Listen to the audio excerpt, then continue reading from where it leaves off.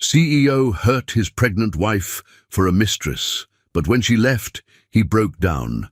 I lost a queen, a great love story, with a powerful end and a surprise. In Chapter 6, Dear God, thank you for bringing us together again. Bless this beautiful family watching now, the old souls and the new. Give them peace in the chaos, strength in their weakness, and love that never fades. Let this story bring healing to whoever needs it most today. Amen. Hi, my beautiful family.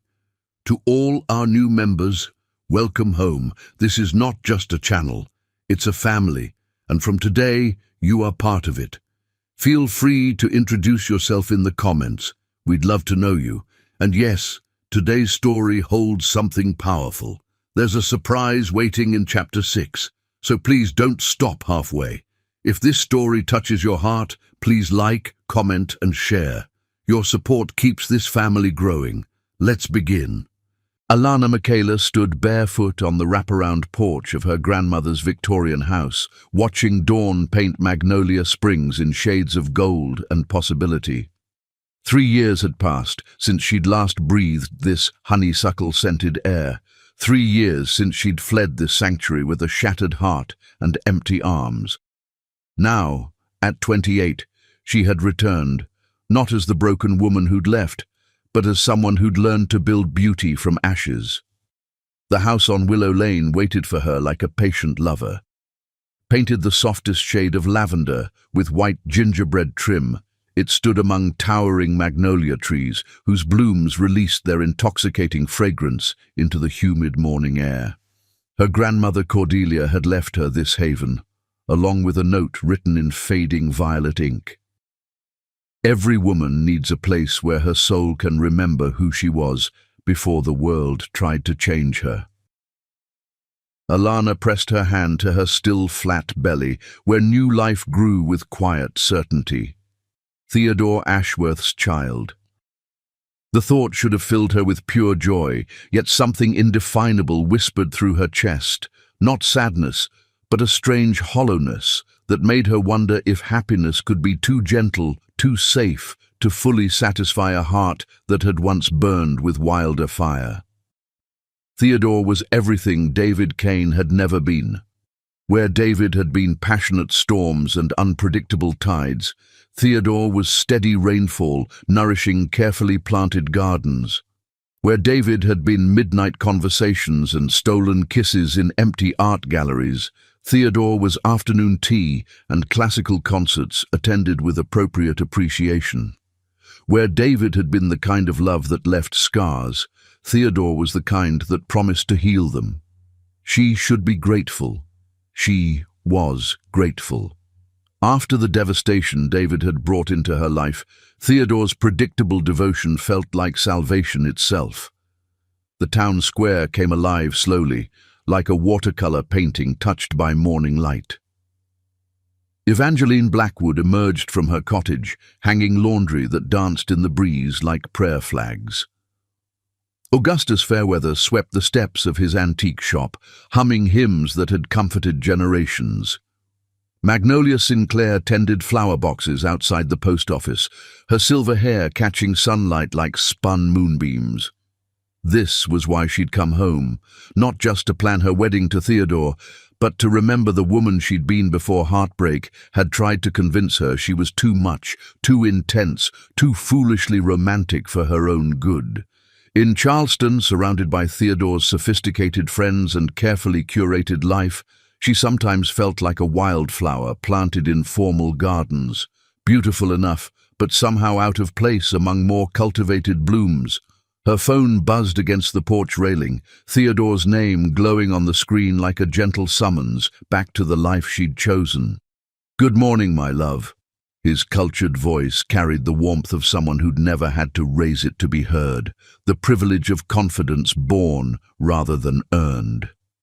"Morning," she replied, settling into her grandmother's rocking chair. The wood was worn smooth by decades of women who'd sat here processing joy and sorrow in equal measure. "I was just watching the town wake up. It's so peaceful here." "I'm sure it is, darling. though I do worry about you in such an isolated place. I've arranged for Dr. Helena Ravenswood to see you this week. She trained at Johns Hopkins and comes highly recommended for high-risk pregnancies. Alana's grip tightened on the phone. High risk? Theodore, I'm perfectly healthy. This pregnancy is completely normal. Of course, sweetheart, but at your age, and given your history, we must take every precaution. I've also contacted a gardening service for your grandmother's property. They'll maintain everything perfectly while you focus on more important matters. Each arrangement felt like silk rope, beautiful and soft but binding nonetheless. Theodore loved her. She knew this with absolute certainty, but his love came wrapped in golden chains, protecting her from everything that might cause harm, including the very experiences that made life worth living. Theodore, I want to tend the garden myself. Those roses, they're connected to my grandmother, to my history here. It's important to me. Darling, manual labor in your condition is inadvisable. Let professionals handle such things. I'm having a security system installed as well. That old house is far too vulnerable, and I can't bear the thought of you alone and unprotected. The conversation continued, each of Theodore's protective measures feeling like feathers that would eventually smother if allowed to accumulate. When the call ended, Alana sat in the gentle morning silence, watching a cardinal build its nest in the ancient oak tree that had sheltered her grandmother's meditations for 60 years. She walked to the back garden where Cordelia's roses grew wild and magnificent. These weren't the precisely pruned specimens Theodore would prefer. These roses sprawled and climbed and burst with uncontrolled beauty. Crimson blooms tangled with soft pink ones, and creamy white blossoms released their perfume into air thick with memory and possibility. Kneeling in the rich, dark soil, Alana let her hands find the familiar rhythm of tending growing things. The earth was warm and forgiving, accepting her touch without question or condition. As she worked, memories drifted through her mind like fragments of half-remembered songs. Alana, baby, come see what I planted for you. David's voice, young and full of dreams, echoed from chambers of her heart she'd thought sealed forever. He'd been 25 then, all ambition and tender promises, his dark hair falling across eyes that saw poetry in her every movement. It's called eternal love, he'd whispered against her ear, arms circling her waist, as he showed her the single rosebush he'd planted on their tiny apartment balcony. The man at the nursery said it blooms twice a year, spring and fall, like how I fall in love with you all over again every season. She'd laughed and turned in his arms, hands fisting in his shirt as she pulled him down for a kiss that tasted like forever. They'd been so young, so certain that love was enough to conquer any storm that might threaten their happiness. The memory shifted, darkened. 6 months pregnant, glowing with anticipation, she'd come home early to surprise David with dinner. The roses on their balcony were blooming, spring's second showing, just as he'd promised. But David wasn't alone. Serafina Beaumont had been draped across their couch like expensive silk, platinum hair catching afternoon light streaming through windows that suddenly felt too small to contain Alana's expanding world. David's shirt was unbuttoned, his hair mussed by hands that weren't hers. The woman's laugh was like crystal breaking against stone. "Oh," Serafina had said, not bothering to adjust her disheveled state, "you must be the wife." The words that followed blurred together, David's stammered explanations, Serafina's casual cruelty, the sound of her own heartbeat drowning out voices that no longer seemed to belong in her world. She'd stood there, one hand pressed to her rounded belly, feeling their baby kick as if sensing the earthquake about to destroy their foundation. 2 days later, she'd lost the baby. The doctors spoke of stress factors and medical complications, but Alana knew the truth that lived in her bones. Her heart had shattered so completely that even the new life growing inside her couldn't survive the devastation.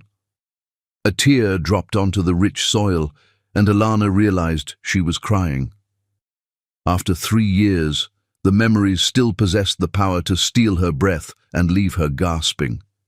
She wiped her face with the back of her gardening glove, leaving a streak of earth across her cheek like war paint earned in battles fought in silence. That version of herself, the trusting young woman who'd believed in eternal love, had died in that apartment, along with her dreams of forever. What had risen from those ashes was someone more careful, someone who chose security over passion and gentle devotion over consuming fire. Theodore had found her at her lowest point, volunteering at the children's hospital to fill the emptiness where her baby should have been. He'd courted her like something precious and fragile, never asking more than she was ready to give. When he'd proposed 6 months ago, she'd said yes, not because her heart soared, but because her soul was tired of flying. Her phone buzzed. A text from Ophelia Sinclair, the town librarian. "Coffee at Lavinia's this afternoon? I have wedding cake samples that will make you weep with joy." Alana smiled, typing her acceptance. This was her life now. Gentle friendships, peaceful moments, love that didn't threaten to consume, but promised to sustain. She was done with the kind of passion that left scars. As she stood to go inside, brushing soil from her jeans, movement caught her eye. A figure stood at her property's edge, partially hidden by the ancient oak's sprawling branches. For one heart-stopping moment, her mind played its cruelest trick. She thought she saw David's familiar silhouette, the way he used to lean against doorframes when lost in thought. But when she looked again, only shadows remained, dancing with wind through leaves that whispered like secrets being born. Alana shook her head, laughing at her foolishness. David Kane was buried in her past, a chapter written in ash and regret. He had no claim on the woman she'd become, no place in the life she was building from carefully chosen pieces. She was finally free of his shadow, finally ready to step into sunlight that didn't remind her of dreams that had died before they could bloom. The roses nodded in the breeze as if blessing her resolution, their petals scattered like confetti celebrating the life she was choosing. Safe, sure, and utterly, completely hers. Chapter 2. The Return of Shadows. The past never announces itself with trumpets. It slips through cracks in your carefully built walls like smoke, filling every room you thought you'd locked forever. David Kane stepped off the Greyhound bus in Magnolia Springs, carrying nothing but a worn leather duffel bag and 3 years' worth of regret that had carved hollows beneath his eyes. The man who'd once commanded boardrooms and owned half the Charleston skyline now stood in a town square that could fit inside his former penthouse, wearing jeans faded from actual wear and a simple blue shirt that had seen better days. The transformation hadn't been voluntary. Serafina Beaumont had taken more than his heart when she'd finished with him. She'd systematically destroyed his company, his reputation, and every material possession he'd foolishly believed defined his worth.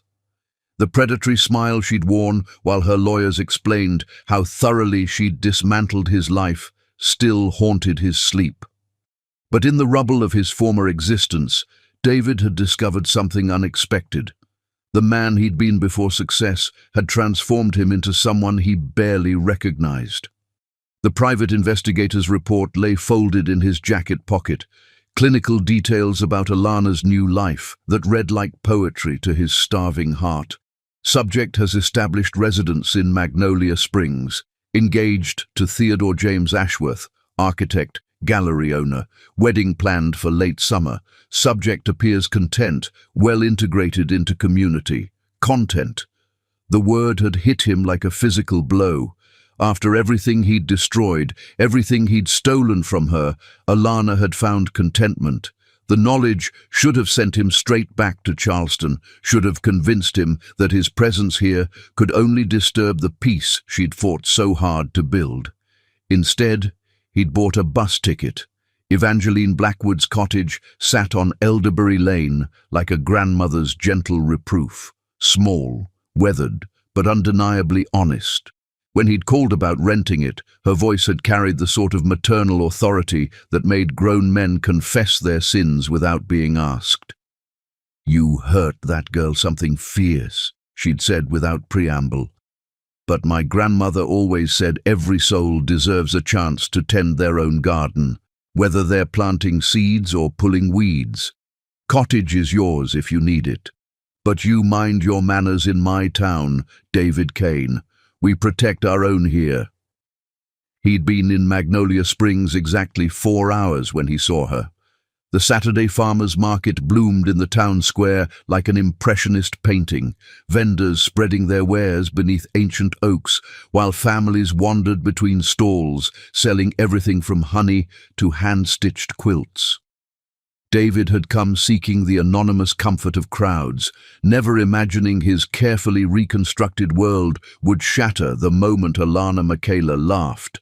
The sound struck him like lightning, stopping his feet so abruptly that Augustus Fairweather nearly collided with him. But David barely registered the elderly man's irritated grunt, because there she was, Alana, more radiant than memory had dared preserve, standing beside Cordelia Whitmore's flower stall, with her head thrown back in genuine delight. She wore a sundress the color of summer sky, her dark skin luminous with health and happiness. Her hair was longer now, twisted up to reveal the graceful line of her neck, and when she moved, it was with the fluid confidence of a woman who'd made peace with herself. She looked settled, whole, completely at home in her own skin, in a way she'd never quite managed when they were together. David's chest constricted with pain that had nothing to do with his own loss and everything to do with the breathtaking beauty of seeing her healed. Cordelia Whitmore, whose silver hair was pinned with gardening clips and whose eyes held 8 decades of accumulated wisdom, was showing Alana something in a small wooden box. When Alana opened it, her face lit up with such pure joy that David found himself stepping closer, despite every rational thought screaming at him to leave. "Oh, Miss Cordelia, these are perfect." Alana's voice carried easily through the morning air, warm and musical, and exactly as he remembered. "Theodore will adore them for the wedding arrangements." Theodore. The name hit David like ice water, though he'd known, of course. The investigator had been thorough. Theodore Ashworth, successful architect, gallery owner, collector of rare books and apparently rare women. A man who could offer Alana the stable, gentle life David had destroyed with his selfish weakness. The name should have sent him retreating to his rented cottage, should have convinced him to catch the next bus to anywhere else. Instead, he found himself walking closer, drawn by a force he couldn't name and lacked the strength to resist. He was near enough now to see the way Alana's engagement ring caught morning sunlight, a tasteful solitaire that spoke of thoughtful selection rather than passionate impulse. Close enough to notice the subtle changes 3 years had brought, laugh lines around her eyes, the way she carried herself with new certainty, the gentle glow that meant. His blood turned to Arctic water. She was pregnant. The realization staggered him. Alana was going to have the family they'd dreamed of, the baby they'd lost, the life he'd thrown away for a woman who'd never loved anything but the power she could gain from destroying it. She was going to be a mother, just as she'd always wanted, just as she should have been 3 years ago if he hadn't been too weak to resist temptation. The wooden box nearly slipped from Alana's hands as her gaze drifted across the square. Their eyes met across 20 feet of cobblestones and 3 years of silence, and David watched every trace of joy drain from her face like color bleeding from watercolors. Her lips parted in a soft gasp, one hand instinctively moving to press against her stomach in a protective gesture that shattered something fundamental in David's chest. For a moment that stretched like eternity, they simply stared. Two people who'd loved with the kind of intensity that left permanent marks. Two people who'd wounded each other in ways that time couldn't fully heal. Cordelia glanced between them with eyes that missed nothing, her weathered hands gently taking the box from Alana's nerveless fingers. "Child, you've gone pale as cotton. You know this man." But Alana didn't answer. Without a word, without acknowledgement, without even the courtesy of recognition, she turned and walked away. Her steps were measured, dignified, betraying nothing of whatever storm might be raging behind her careful composure. She moved through the market like royalty, nodding to friends and neighbors with perfect grace, while David stood frozen among scattered rose petals that had fallen from a vendor's display. He watched her disappear around the corner onto Willow Lane, watched until even the flutter of her blue dress was lost to sight, and only then realized he was breathing like a drowning man. "Lord, have mercy," Cordelia muttered, and David turned to find the elderly woman studying him with the sort of penetrating stare that could strip a soul bare. "You're him, aren't you? The one who broke our girl's heart into pieces so small she's still finding some of them."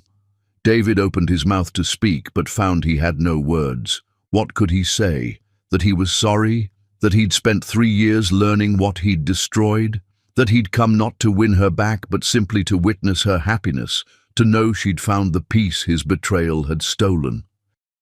Cordelia's expression softened fractionally, though her tone remained stern as winter wind. "Whatever you're thinking, boy, you'd better think harder.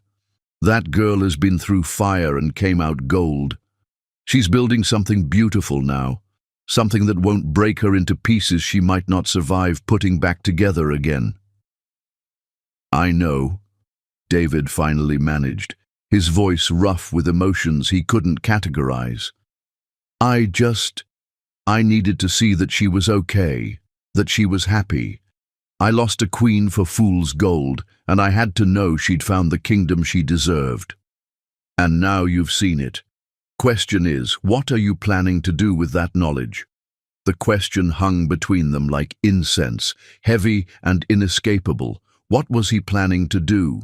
He'd convinced himself he'd come for closure, to make amends if possible, to see with his own eyes that Alana had found the love she deserved. But standing here now, having witnessed her contentment and the life she'd built from the ashes of their marriage, David realized he hadn't thought beyond this moment. "I don't know," he admitted, the honesty feeling like a small absolution. Cordelia studied him for a long moment, taking in his worn clothes, his empty hands, the way he stood like a man who'd learned to carry his mistakes like stones in his pockets. "You look different than I expected. Smaller somehow. More human." "Success has a way of making a man forget who he really is," David replied. "Losing everything has a way of helping him remember." "And who are you, David Kane? Without the money and power and all the things that made you think you could have everything you wanted without consequences." For 3 years, David had been wrestling with that exact question, peeling away layers of ambition and entitlement until he found the man beneath. Flawed, foolish, but capable of genuine love if he could learn to offer it without conditions. "I'm someone who destroyed the best thing in his life for something that was never real," he said quietly. "Someone who spent every day since learning what love actually means and knowing he learned it too late to matter." Cordelia nodded slowly, as if his answer confirmed something she'd suspected. "That cottage you're renting belongs to me. Evangeline handles the business, but I own the property. She thought you might be different than the man who left here 3 years ago, and I told her she was a fool for taking such a risk." She paused, studying him with eyes that seemed to see straight through to his soul. "But looking at you now, maybe she wasn't entirely wrong. You're still a fool for coming here, mind you. That girl doesn't need reminders of her worst nightmare walking around town, but maybe she needs to see that the monster who broke her wasn't actually a monster, just a man who made terrible choices because he was too broken to recognize what he had. How do I show her that without causing more pain?" "Carefully," Cordelia replied. "From a distance, and maybe not at all, if you're truly as changed as you claim. Love isn't about what you need, boy. It's about what she needs. You remember that, and maybe you'll find a way to give her something worth having, even if it's just the knowledge that she deserved better than what you gave her before. As Cordelia walked away, David stood alone among the market stalls, surrounded by the gentle bustle of a town that had no place for who he'd been, but might, possibly, have room for who he was trying to become. Her silence had been exactly what he deserved, and somehow more devastating than any words could have been. Chapter 3. The Weight of Words Unspoken. There are wounds that time cannot heal, and words that arrive 3 years too late, carrying the weight of all the silence that came before. The cottage on Elderbury Lane had become David's purgatory, 4 walls that witnessed his sleepless nights, and the careful choreography of avoiding the woman whose life he'd once shared. 5 days had passed since their silent encounter at the farmer's market. 5 days of dawn walks through empty fields and afternoons spent chopping wood for Augustus Fairweather, anything to keep his hands busy and his heart from contemplating the impossible distance between regret and redemption. He'd mapped Alana's routines from fragments overheard in town: grocery shopping on Tuesday mornings, library visits on Wednesday afternoons, flower arranging at Lavinia's tea garden on Fridays. He structured his life around her schedule like a penitent organizing his days around prayer, ensuring their paths would never cross again. But Magnolia Springs was a small town with gentle rhythms that eventually pulled even the most reluctant souls into their current. Lavinia's tea garden occupied the ground floor of a Victorian house that had been converted into the sort of place where secrets were shared over Earl Grey and sorrows were sweetened with fresh-baked scones. David hadn't intended to go there. He'd been walking aimlessly after another sleepless night, his feet carrying him toward town before his mind could object. The brass bell above the door announced his entry with a delicate chime, and the gentle murmur of morning conversation paused just long enough for curious glances to catalogue his presence. Magnolia Sinclair looked up from her newspaper with sharp eyes, while Ophelia Sterling paused in her animated discussion of library book drives to assess him with the sort of penetrating gaze librarians had perfected over centuries of managing troublemakers. But it was the sight of Alana, sitting alone at a corner table with her hands wrapped around a steaming mug, that stopped time entirely. She wore a cream-colored sweater that made her skin glow like honey touched by morning light, her hair falling in soft waves that caught the golden illumination filtering through lace curtains. There was a serenity about her that hadn't existed during their marriage, as if she'd found some internal compass that no external storm could disturb. She was arranging flowers from a wicker basket, her movements graceful and sure as she created small bouquets with unconscious artistry. Their eyes met across the tea room's genteel chaos, and this time she didn't look away. The moment stretched between them like a bridge neither was certain they should cross. Around them, the careful dance of small-town politeness continued, but David felt as if he and Alana existed in a bubble where only truth could survive the pressure. She gestured to the empty chair across from her, with a movement so slight it might have been imagination, but David's heart recognized it as invitation. He crossed the room carefully, moving like someone approaching a wild creature who might bolt at sudden motion.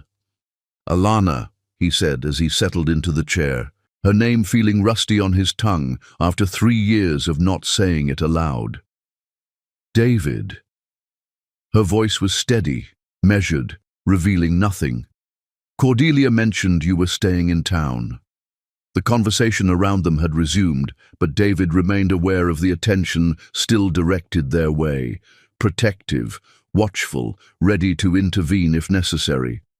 These people loved her, he realized. They'd probably held her when she cried, brought casseroles when eating felt impossible, celebrated with her when she'd found happiness again.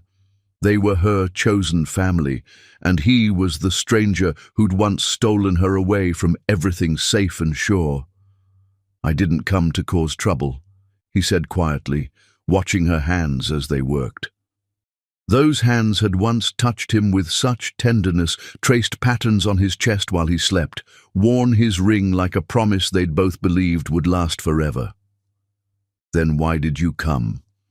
She selected a white rose from her basket, its petals perfect and pristine. "And please don't tell me it was coincidence. We both know Magnolia Springs isn't exactly a tourist destination." The question he'd been dreading since buying his bus ticket. How could he explain that guilt had devoured him alive, that every sunset reminded him of evenings they'd shared on their tiny balcony, that he'd needed to see with his own eyes that she'd survived the wreckage he'd made of their life together?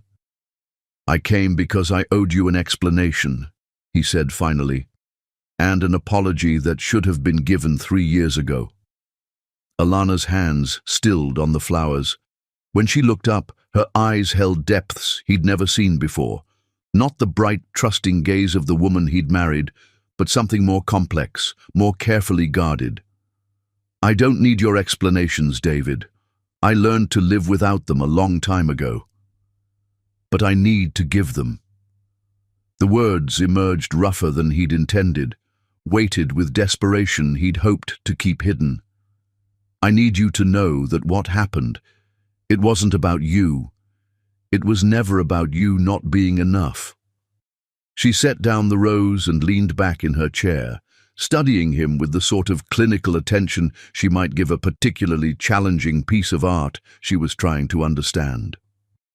"Serafina Beaumont was beautiful," Alana said, and David flinched at hearing that name spoken in her voice.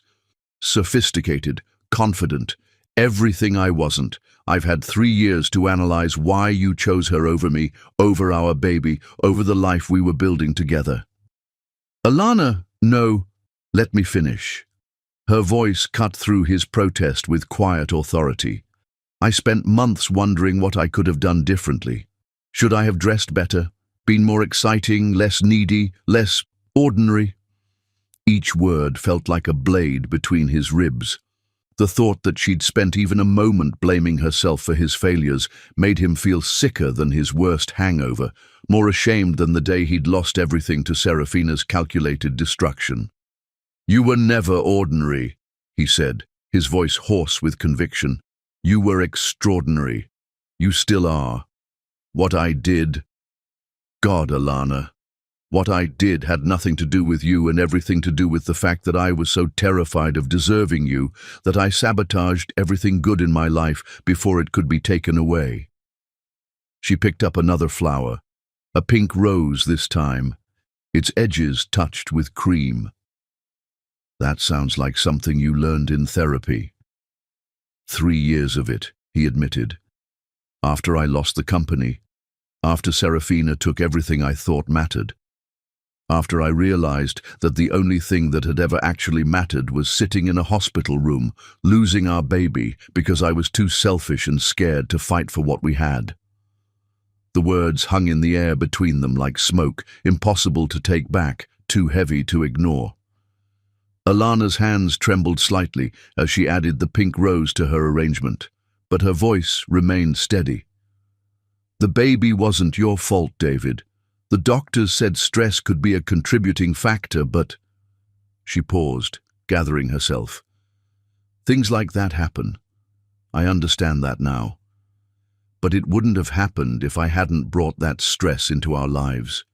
If I hadn't been too weak to resist temptation, too proud to admit I was struggling, too afraid to tell you that I felt like I was drowning in the pressure of trying to be the man you deserved." Alana looked up then, and for just a moment he glimpsed the woman who'd loved him unconditionally, who'd believed in him even when he couldn't believe in himself. "You never told me you were struggling. You just pulled away, started working later, talking less, touching me like I was made of glass instead of flesh and blood. I thought I was losing you, but I didn't know how to fight for something you seemed determined to destroy." The admission hung between them, raw and honest and painful in its accuracy. David remembered those months before everything collapsed, how success had felt like a trap, how every achievement had only raised expectations higher, how he'd felt like an imposter wearing a life that belonged to someone worthier. I should have talked to you, should have trusted you with my fears instead of trying to carry them alone. But I was so afraid you'd realize you'd married the wrong man, that you deserved someone who had his life together, who could give you the world instead of just promises and potential. So you decided to prove me right by throwing away everything we'd built. There was no anger in her voice, just weary sadness that cut deeper than fury ever could. You were so afraid I'd leave that you made sure I had to? The truth of it hit him like a physical blow. Yes, and I've regretted it every day since. Alana was quiet for a long moment, her fingers working steadily through the flowers. Around them, the tea room continued its gentle hum of conversation, but David felt as if they existed in a pocket of time where only honesty could survive. Serafina came to see me, she said finally, her voice barely above a whisper. After I left the hospital, she wanted to make sure I knew exactly how little our marriage had meant to you. How easily you'd been seduced away from your pregnant wife by a woman who understood what powerful men really needed. David's vision went red around the edges. She did what? She told me about the other times, the business trips where you weren't alone, the conferences where she was your companion. She wanted me to know that what I'd walked in on wasn't a moment of weakness, but the culmination of something that had been going on for months. That's not... Alana, that wasn't true. What you saw that day, it was the first time, the only time. I swear to you, it doesn't matter now. Alana's voice carried finality that stopped his desperate explanations cold. True or not, the damage was done. Our marriage was over the moment you let her into our home, into our bed, into the life we'd built together. She was right, and they both knew it. The specifics of his betrayal mattered less than the fact that he'd betrayed her at all, that he'd broken the trust that held their world together. I know, he said quietly. I know I can't undo what I did, can't take back the pain I caused you. But I needed you to know that losing you, losing our baby, losing the life we'd planned together, it destroyed me. Not dramatically, but in the real, grinding way that strips everything away until you're forced to see who you really are underneath all the pretense. And who are you, David? Underneath all the pretense? The question he'd been wrestling with for 3 years, through therapy sessions and sleepless nights, through the humiliation of losing everything he'd thought defined him. I'm a man who had everything he ever wanted, and threw it away because he was too afraid to believe he deserved it. I'm someone who learned what love actually meant only after he'd destroyed it. He paused, struggling for words that could carry the weight of his transformation. I'm someone who spent 3 years learning how to be worthy of what I lost, even though I know it's too late to matter. Alana finished her arrangement in silence, the small bouquet a perfect balance of white and pink roses, baby's breath, and trailing ivy. It was beautiful in its simplicity, elegant without being showy, exactly like the woman who'd created it. I'm glad you got help, she said finally, not looking at him. I'm glad you learned to be better than you were. But David... She raised her eyes to his, and in them he saw compassion mixed with unshakable resolution. I forgave you a long time ago, not for your sake, but for mine. I had to, or the anger and hurt would have consumed me. But forgiveness doesn't mean I can trust you with my heart again. It doesn't mean I can risk the peace I've found by letting you back into my life.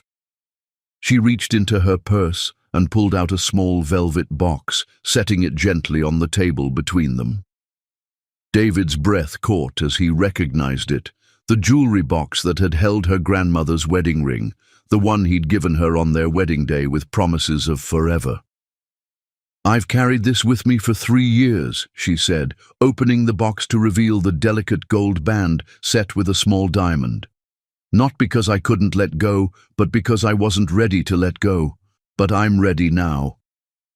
She lifted the ring from its velvet nest and placed it on the table between them, where it caught morning light streaming through lace curtains. "Please don't take this as cruelty, because it's not meant that way. But David, I'm building a new life now.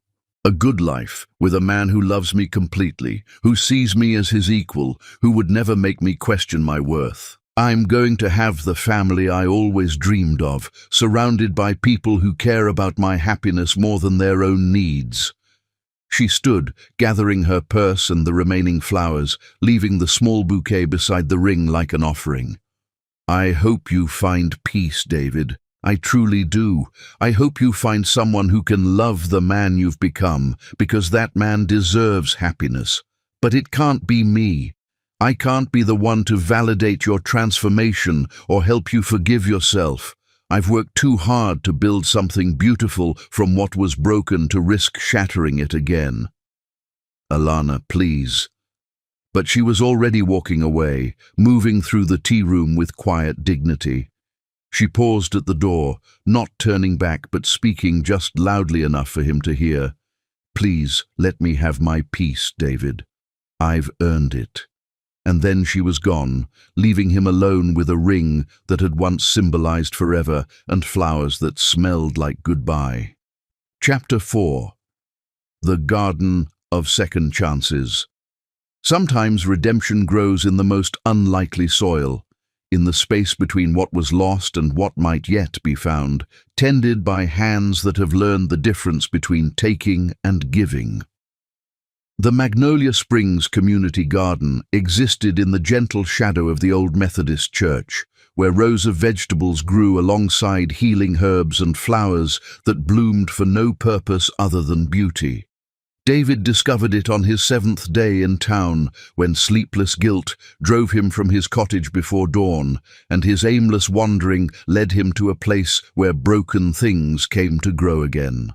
Augustus Fairweather was already there, his weathered hands coaxing life from reluctant soil, with the patience of someone who understood that growth couldn't be rushed. At 78, Augustus moved like a man half his age when he was among his plants, his arthritis forgotten in the presence of green things that responded to love with abundance. "You're Evangeline's tenant," Augustus said, without looking up from the tomato plants he was staking. It wasn't a question. In a town the size of Magnolia Springs, strangers were noted, discussed, and categorized within hours of arrival. David Kane. He offered his name like a man confessing a sin, expecting judgment or dismissal. "I know who you are, son." Augustus straightened, studying David with eyes that held no condemnation, only the calm assessment of someone who'd witnessed enough seasons to know that storms always passed eventually. "Question is, what are you planning to do with yourself while you're here?" David had no answer. He'd come to Magnolia Springs with nothing but regret and desperate hope, carrying no plans beyond the fantasy that seeing Alana might somehow ease the crushing weight of his mistakes. Now, after their devastating conversation at Lavinia's tea garden, he understood that his presence here served no purpose, except to remind her of pain she'd worked tirelessly to heal. "I don't know," he admitted, the honesty feeling like relief. "I thought I did, but you didn't think past the wanting to the what comes after." Augustus nodded knowingly. "I've seen that particular folly before. Usually in young men who think love is about what they need instead of what they can give." The old man gestured toward a patch of earth that looked abandoned, choked with weeds and scattered with the debris of seasons past. "That there used to be Marianne Ashford's pride and joy, roses that would make angels weep," she used to say. "But Marianne passed last winter, and her family lives up in Charlotte now. Don't have time for the old woman's flowers." David stared at the neglected plot, seeing in it a reflection of everything he'd let wither through his own carelessness. "Garden needs tending," Augustus continued. "Not the dramatic kind, not grand gestures or expensive fixes, just the quiet, daily work of pulling weeds and watering what's left worth saving. You interested in that kind of labor?" Something in the old man's tone suggested he wasn't only talking about roses. "I don't know anything about gardening," David said. "Neither did I, 40 years ago, when my Lucinda dragged me out here after our boy died in Vietnam. Thought I could outrun grief by staying busy, but she was wiser than me. Knew that some kinds of healing require you to get your hands dirty, to tend to life even when your own feels finished." Augustus handed David a pair of worn gardening gloves and a small spade. "Start with the obvious weeds. We'll worry about what's worth saving once we can see what we're working with." The work was harder than David had expected, the Georgia sun unforgiving even in the early morning hours, his soft hands accustomed to keyboards and contracts blistered within the first hour. But there was something meditative about the rhythm of digging and pulling, something honest about the way soil clung to his clothes and sweat beaded on his forehead. By the third day, other volunteers had begun to acknowledge his presence with nods and cautious greetings. Magnolia Sinclair brought him sweet tea in a mason jar and advice about which weeds to pull first. Imogen Sterling, despite being nearly blind, could identify plants by touch and smell, guiding his inexperienced hands toward the struggling rose canes that might yet bloom again. On the fourth day, Alana came. David saw her before she saw him, walking through the garden gate with her own basket of tools and the sort of purposeful stride that suggested this was routine, not coincidence. She wore faded jeans and a simple white t-shirt, her hair pulled back in a practical ponytail that made her look younger, more like the woman he'd fallen in love with 8 years ago. She was heading toward a section devoted to herbs and medicinal plants when she noticed him kneeling among Marianne's roses, his shirt soaked with sweat and his hands dark with rich earth.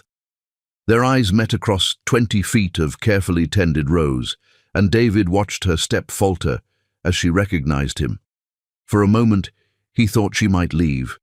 Her gaze moved from his face to the garden plot he was working, taking in the cleared weeds and the struggling rose canes he'd carefully uncovered and staked. Something shifted in her expression, not softness exactly, but a recognition of effort that hadn't been there before. She didn't approach him, but she didn't leave either. Instead, she settled into her own work, tending to a patch of lavender and chamomile with the same careful attention he was giving to Marianne's forgotten roses. They worked in silence for 2 hours, never speaking but aware of each other's presence, like dancers moving to music only they could hear. David found himself stealing glances at her, memorizing the way morning light caught in her hair, the gentle concentration on her face as she dead-headed spent blooms and whispered encouragement to struggling plants. When Imogen Sterling arrived with fresh lemonade and the sort of gentle authority that made resistance impossible, she settled on a wooden bench between their plots like a diplomat negotiating a delicate truce. "Beautiful morning for garden work," she said to no one in particular, her clouded eyes fixed on something beyond what ordinary sight could reveal. "Nothing like getting your hands in the earth to remind you what's real and what's just worry wearing fancy clothes." "Mrs. Sterling?" Alana's voice carried the careful politeness of someone navigating uncertain territory. "How long have you been working in this garden?" "Oh, 50 years or more, dear one. Started coming when my Harold was overseas in Korea, needed something to do with my hands besides wring them with worry. Garden taught me that some things grow in their own time, and others need a firm hand to guide them toward the light." She turned her face toward David, though he knew she couldn't see him clearly. "You're doing good work on Marianne's plot, young man. She would have liked knowing someone was caring for her roses again." "Did you know her well?" David asked, grateful for the neutral ground of a stranger's memory. Oh my, yes. Marianne was one of those souls who understood that gardens are about more than growing things. They're about hope. She used to say that planting a rose was an act of faith, betting on a future you might not live to see, but trusting someone else would appreciate the beauty you left behind. Imogen's words settled over them like morning mist, carrying weight that had nothing to do with gardening and everything to do with the space between regret and possibility. "She sounds wise," Alana said quietly. "Wise enough to know that some things are worth tending even when they look too far gone to save. And practical enough to know that not every plant that struggles is meant to survive." Imogen stood, brushing soil from her hands.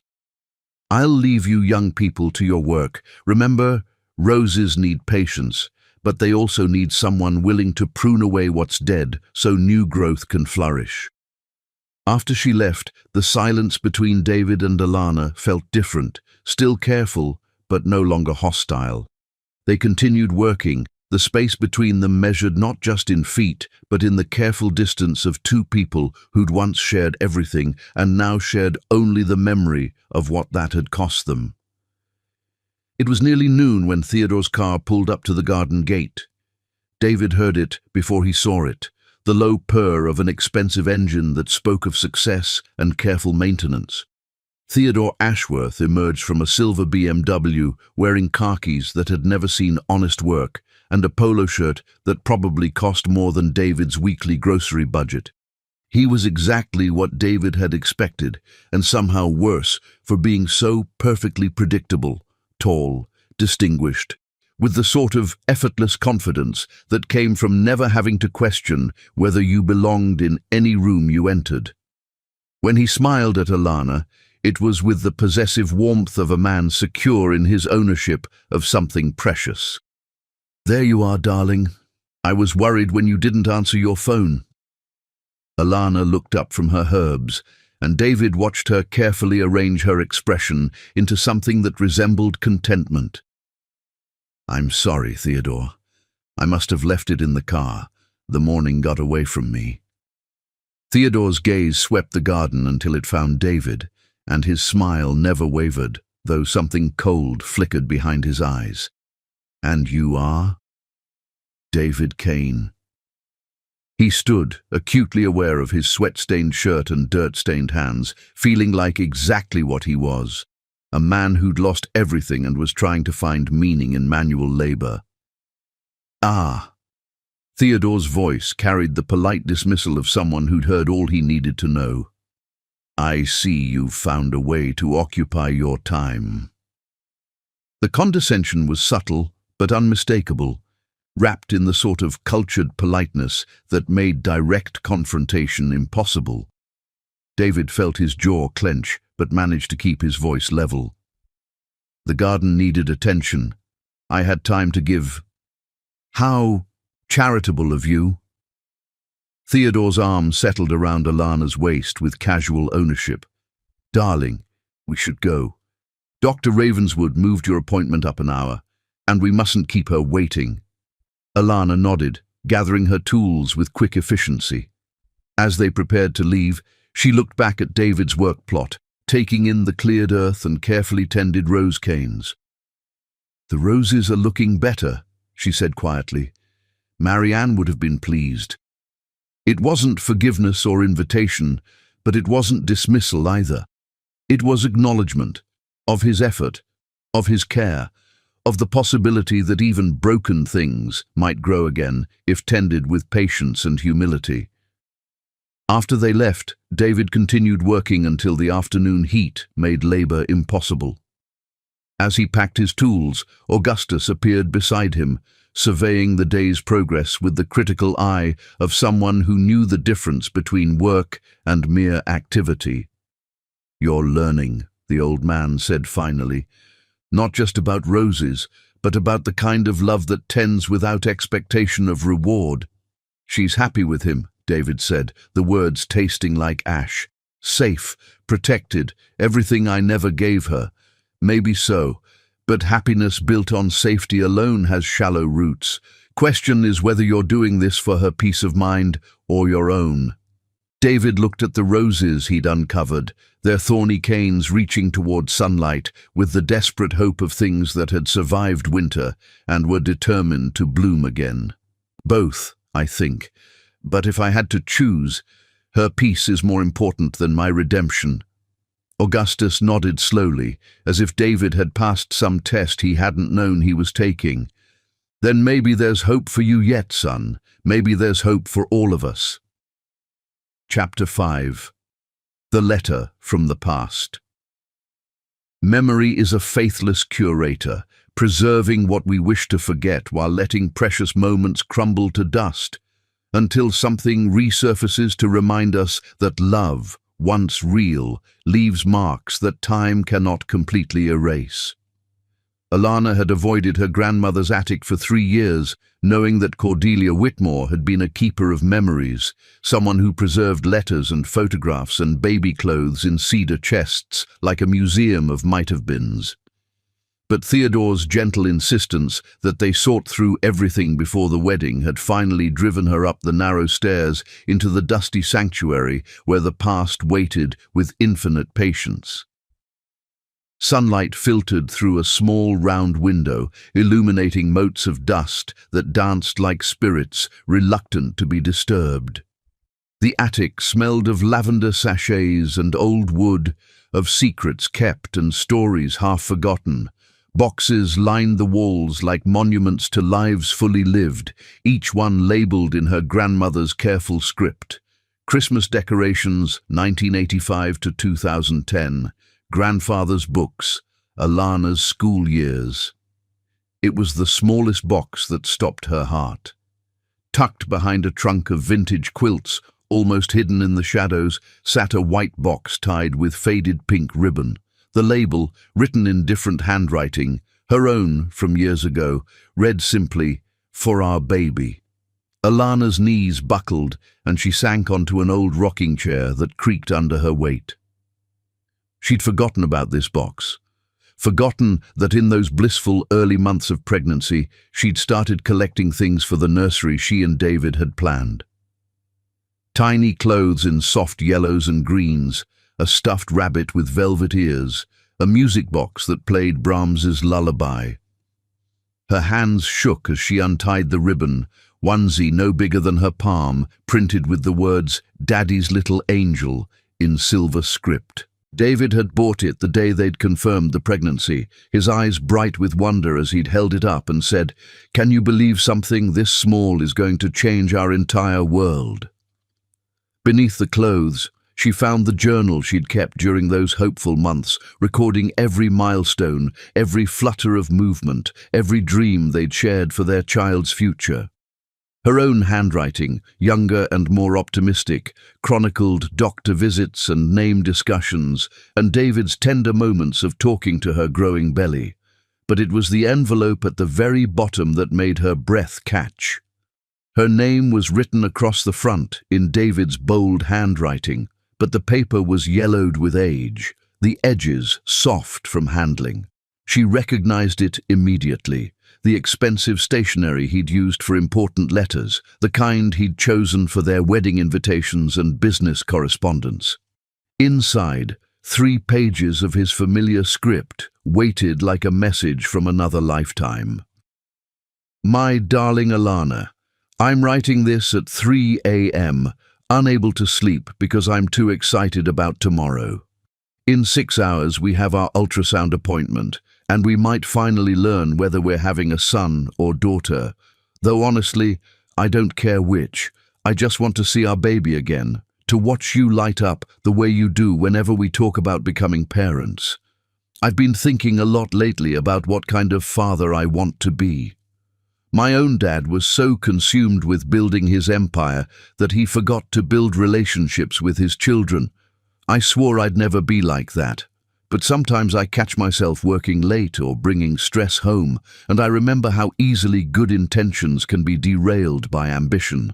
But then, I watch you humming to your belly while making dinner, or catch you researching baby books with the same intensity you once applied to art history, and I remember what really matters. You're going to be an incredible mother, Alana. Patient, nurturing, fierce in your love. Our child is so lucky to have you. I want to be worthy of that same trust. I want to be the kind of father who shows up, who remembers that success means nothing if you're too busy to read bedtime stories or bandage scraped knees. I want to love our child the way you've taught me to love, completely, without reservation, without keeping part of myself locked away.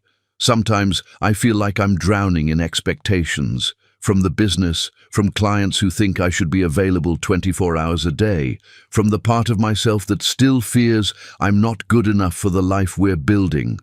But then you put my hand on your belly and our baby kicks, and suddenly everything else seems small and unimportant.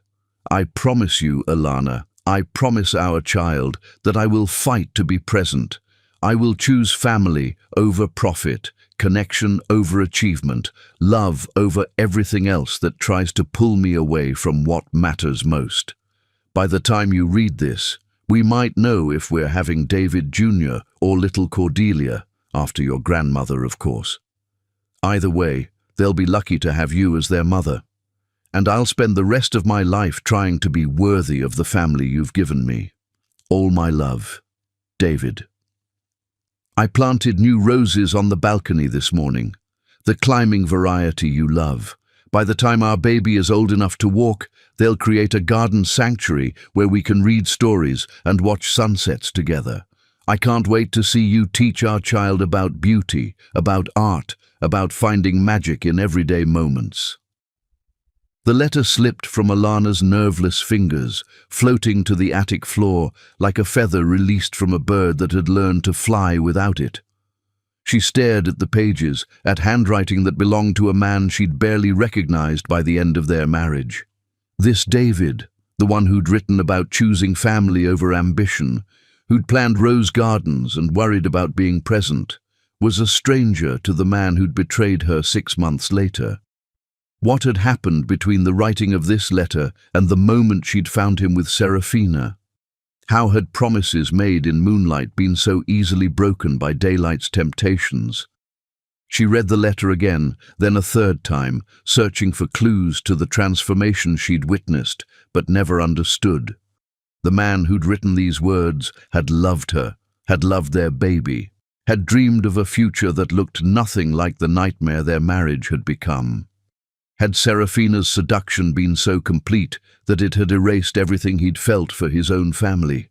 Or had the pressure he'd mentioned, the drowning feeling, the fear of not being good enough, finally consumed the love he'd tried so hard to protect? Her phone buzzed, Theodore's name appearing like a gentle summons back to the present. "How's the attic expedition going, darling?" Not too overwhelming, I hope. Alana looked around at the boxes of memories, at the letter that had rewritten everything she thought she knew about David's betrayal. It's revealing. I'm finding things I'd forgotten I'd lost. Nothing too upsetting, I hope. Remember, the past is meant to be left behind. We're building something new together, something better. His words were meant to comfort, but they sat uneasily in her chest. Was the past truly meant to be abandoned, or did understanding it help make sense of the present? "Theodore, can I ask you something? Do you think people can really change? Fundamentally, I mean." There was a pause, the kind that suggested he was choosing his words carefully. "I believe people can modify their behavior, certainly. But core character, essential nature, that's usually fixed by adulthood. Why do you ask?" "Just, processing some old memories. I'll be down soon." After hanging up, Alana sat in the dusty silence, holding a letter that had been written by a man who seemed to understand what he was about to lose, and had lost it anyway. The David who'd written about choosing love over ambition had been real, but so had the David who'd brought another woman into their bed. Could both versions exist in the same person? Could someone be capable of such tender love and such devastating betrayal? A sound from downstairs interrupted her thoughts. Theodore calling her name, probably wondering why she was taking so long. She folded the letter carefully and placed it back in the box with the baby clothes and broken dreams, but she didn't retie the ribbon. Some secrets, once unearthed, refused to be buried again. As she descended the attic stairs, Alana carried with her the weight of new questions and the dangerous recognition that the story she'd told herself about David's betrayal might be missing crucial chapters. The man who'd written that letter had loved her. She could feel the truth of it in every word. But love, she'd learned, wasn't always enough to save people from their own worst impulses. The question that haunted her as she rejoined Theodore in the living room wasn't whether David had loved her, but whether the man who'd written that letter still existed somewhere beneath the ashes of what he'd destroyed, and whether it mattered if he did. Later that evening, while Theodore reviewed wedding vendor contracts in his methodical way, Alana found herself walking to her bedroom window, looking out toward the road that led to Elderbury Lane. Somewhere in the darkness, David was probably lying awake in his rented cottage, carrying his own collection of memories and regrets. Did he remember writing that letter? Did he remember the promises he'd made to a baby who would never be born, to a love he'd thrown away for something that had never been real? The questions followed her into sleep, where dreams mixed past and present into a confusion of what was, what might have been, and what could never be again. In those dreams, she was young and pregnant and full of hope, reading a letter from a man who promised to choose love over everything else. In those dreams, he'd kept his promise. But morning always came, bringing with it the reality of choices made and chances lost, of letters written by men who'd existed only briefly before being consumed by their own fears and weaknesses. The letter had shown her who David had been, but it couldn't tell her who he was now. And that, Alana realized with a mixture of sadness and relief, was no longer her responsibility to discover. She had Theodore, had a new baby growing inside her, had a life built on foundations that might be less passionate, but were infinitely more stable. The man who'd written that letter was part of her past, a ghost who deserved acknowledgement but not resurrection. Even if part of her heart would always wonder what might have happened if that David, the tender, hopeful one who'd planted roses and made promises in the darkness, had been strong enough to survive the harsh light of day. Chapter 6. The Storm and the Shelter. Some truths can only be spoken in darkness, when thunder drowns out the voice of reason and lightning illuminates hearts that have learned to hide in shadows. The storm rolled into Magnolia Springs like divine intervention, transforming a peaceful Thursday afternoon into something primordial and wild. Alana had been at the town library, researching wedding vendors with Ophelia Sterling, when the first crack of thunder shook the building's century-old bones and sent them both looking toward windows that had suddenly gone dark as evening. "Lord, have mercy," Ophelia murmured, her silver hair catching the strange green light that preceded the worst storms. "That's going to be a fierce one. You'd better stay put until it passes, dear." The library felt like a ship riding out a hurricane, its tall windows rattling with each gust of wind, while rain began to drum against the roof with increasing intensity. Alana had called Theodore but reached only crackling voicemail. She was settling in with a book of local history when the front door burst open, admitting a figure silhouetted against the storm's fury. David stepped inside, his hair plastered to his head and his shirt soaked through, looking like a man caught by nature's sudden violence. "David!" Ophelia called from behind the circulation desk. "Thank goodness you made it before the worst of it." He shook rain from his jacket, his movements careful and apologetic. "I was walking back from the hardware store when it hit. Augustus said these old buildings were the safest place to weather a storm." Alana watched from her reading nook, noting how different he looked from the polished businessman she'd once known. His clothes were simple working attire, his hands bore honest labor's calluses, and there was something in his posture that spoke of humility learned through loss rather than taught through privilege. "Well, you're both here now," Ophelia said with maternal authority that brooked no argument. "I'll put on some coffee and we'll wait this one out together." As if summoned by her words, the power flickered once, twice, then died completely, plunging them into the green-tinged twilight of the storm. Emergency lighting kicked in briefly before failing as well, leaving them in near darkness punctuated only by wild flashes of lightning. "Candles in the supply closet," Ophelia announced, her voice unperturbed. "Been through this dance before. David, there's a flashlight in the front desk drawer." Within minutes they'd transformed the library into something magical. Candles flickering from every surface, casting dancing shadows on walls lined with books that had survived decades of storms and human drama. The three of them gathered in the main reading area, where comfortable chairs formed an impromptu circle of warmth and light. "Nothing to do now but wait it out," Ophelia said, settling into her favorite chair with coffee that steamed in the candlelight. "These storms usually blow through in an hour or two."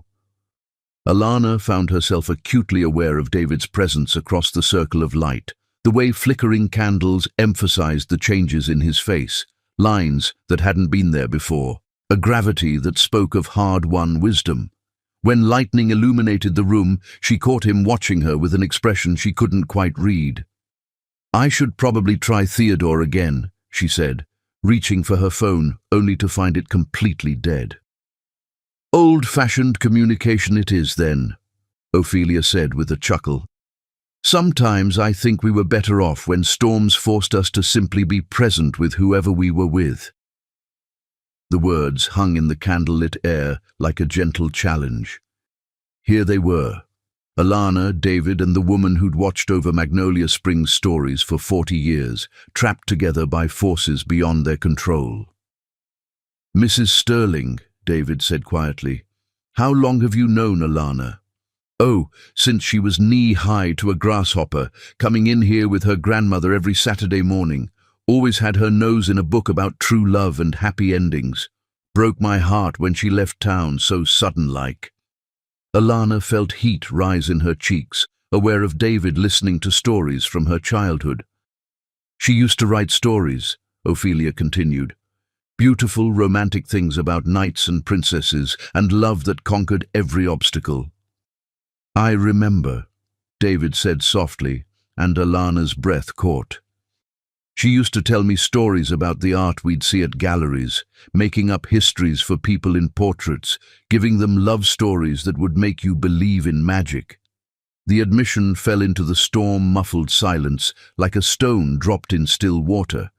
Alana remembered those gallery visits, how David used to hang on every word of her improvised tales. "Art tells the truth about people," she said, her voice barely audible above the rain. "Sometimes the truth they want to hide, sometimes the truth they don't even know about themselves." "And what truth do you think my portrait would tell?" David asked, the question carrying more weight than casual curiosity. Alana studied his face in the flickering candlelight, seeing not the successful businessman who'd betrayed her, but the man who'd written letters to their unborn child, who'd promised to choose love over ambition and then somehow lost his way. "I think it would show someone carrying a heavy burden," she said finally. "Someone who's learned that losing everything can sometimes be the only way to find out what actually matters." Thunder crashed overhead, so close it seemed to shake the building's foundations. In the brief silence that followed, David's voice was barely a whisper. "I brought something with me, something I should have given you 3 years ago." He reached into his jacket pocket and withdrew a worn leather journal, its pages swollen with age and weather. "I wrote in this every day for 2 years after you left. Letters I never sent, thoughts I couldn't voice, apologies that were too little and too late." He held the journal out across the circle of candlelight, his hand trembling slightly. "You don't have to read it, but I needed you to know that not a day passed when I didn't think about what I'd destroyed." Alana stared at the journal, afraid to touch it, afraid of what truths it might contain. David, I can't. You don't have to, he said quickly. But there's something in there you need to know, about Serafina, about what really happened, about why I was too ashamed to fight for our marriage even after I realized what I'd lost. Tell me, she whispered. Serafina was never interested in me, David said, his voice raw with shame. She was hired by Richardson and Associates, my biggest competitors. They wanted inside information about our client base, our strategies. She played me like a violin, made me feel like I deserved someone who understood power and ambition. The words fell like hammer blows in the candle-lit silence. The affair lasted 6 weeks. By the time I realized she was using me, she'd already gotten what she came for, but I was too proud to admit I'd been played, too ashamed to confess that I'd destroyed our marriage for someone who'd never felt anything for me at all. Alana felt something crack open in her chest. Not forgiveness exactly, but understanding. The man she'd married had been seduced not just by another woman, but by a version of himself that had never really existed. So you let me believe it was about love, she said quietly. Because the truth was worse, that I'd thrown away everything real for something completely fabricated. That I'd been so desperate to become someone important that I'd become someone unrecognizable instead. The storm was beginning to move on, the thunder growing more distant, but the three of them remained in their circle of candlelight, bound together by truths that had taken a blackout to illuminate. What happened to her? She took everything, the business, most of my money, the reputation I'd thought was so important. Then she moved on to her next target. Ophelia, who'd been listening with patient attention, finally spoke. Storms like this one strip away everything that isn't firmly rooted. They show us what's really strong and what's just been pretending to be. Her words carried the weight of prophecy, and Alana found herself looking at David, really looking at him for the first time since he'd returned to Magnolia Springs. The man sitting across from her wasn't the successful businessman who'd betrayed her, or the broken figure who'd lost everything to schemes, but someone else entirely, someone who'd been carved by loss and shaped by regret into something more honest than either version that had come before. I should get home, she said, as the rain began to soften. Theodore will be worried. But she didn't move, and neither did David, and the candles continued to burn while outside, the storm spent its fury and moved on, leaving behind the strange peace that comes after nature reminds human beings how small they really are. In that peace, surrounded by books that had survived their own storms, Alana faced the most dangerous truth of all, that understanding David's betrayal hadn't made it hurt less, but it had made the hurt feel different, less like personal rejection and more like shared tragedy, and that difference, she realized with growing alarm, might be the first crack in the careful walls she'd built around her heart. Chapter 7. The Unveiling of Hearts. Sometimes we discover who we truly are, not in moments of joy, but in the spaces between what we expected and what we actually need, when the masks we wear become too heavy to carry and truth becomes the only thing light enough to breathe. The Magnolia Springs Harvest Festival bloomed across the town square like a Norman Rockwell painting come to life. All amber sunlight and the sweet scent of caramel apples carried on autumn breezes. Alana walked through the festivities arm in arm with Theodore, who'd arrived that morning from Charleston with careful punctuality that marked all his approaches to her life. She should have been happy. The festival was everything she'd loved about small-town life as a child. Local musicians playing bluegrass on a makeshift stage, children running between booths with painted faces, elderly couples sharing funnel cake on wooden benches worn smooth by decades of community gatherings. But Theodore's presence seemed to create an invisible barrier between her and the easy warmth of the celebration. He observed rather than participated, commented rather than experienced, treating the festival like an anthropological study rather than a joyful immersion in community spirit. Charming, in a provincial sort of way. He murmured as they passed a booth where Magnolia Sinclair was selling hand-knitted scarves with infectious enthusiasm. Very authentic. The word stung more than it should have.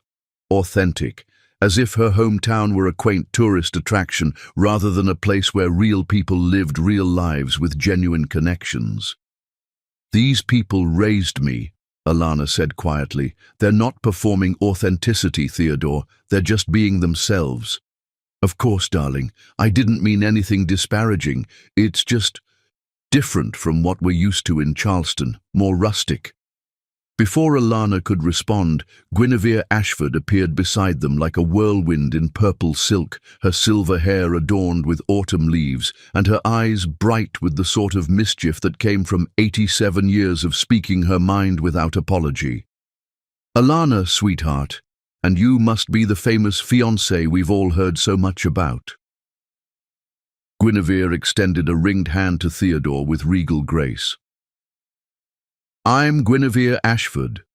I knew your grandmother back when we were both young and foolish enough to believe the world owed us something." Theodore accepted her handshake with polite wariness, clearly uncertain how to categorize this elegant woman who looked like she belonged in a Parisian salon but spoke with warm, small-town directness. "Mrs. Ashford, what a pleasure. Alana's told me so much about the wonderful people here." "I'm sure she has, though I doubt she's told you the half of it. We're a complicated bunch, we Magnolia Springs folk. Seems simple on the surface, but most of us have depths that would surprise you." Guinevere's eyes found Alana's, carrying a message that felt both warning and invitation. "Speaking of depths, I saw young David at the garden earlier. Amazing what a man can accomplish when he's working to save something instead of trying to own it." Theodore's grip tightened almost imperceptibly on Alana's arm. "David?" "David Kane," Guinevere said with casual directness that could shatter careful pretenses. "Alana's former husband. He's been volunteering at the community garden, bringing Marianne Ashford's roses back to life. Quite beautifully, actually. There's something to be said for a man who understands that some things can't be rushed, only tended." The words hung in the autumn air like a challenge. Neither Theodore nor Alana quite knew how to meet. Alana felt Theodore's posture shift, becoming more protective, more possessive. "How nice," Theodore said, his tone suggesting it was anything but. "I'm sure Alana appreciates knowing her former husband is keeping busy." "Oh, it's more than keeping busy, young man. It's about redemption, about learning that love isn't something you take, but something you give. About understanding that the most beautiful things grow from the ugliest soil if you're patient enough to tend them properly." Guinevere's words carried the weight of someone who'd witnessed enough love stories to know the difference between those built on solid ground and those constructed on shifting sand. "Mrs. Ashford," Alana interrupted, desperate to redirect the conversation, "are you entering anything in the baking competition this year?" "My famous apple tart, same as every year for the past 23 years. As they talked, Alana became aware of a familiar presence at the edge of her vision.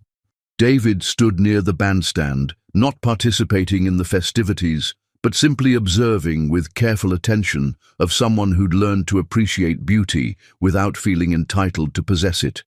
He wore simple jeans and a white button-down shirt, his sleeves rolled up to reveal forearms bronzed by weeks of garden work.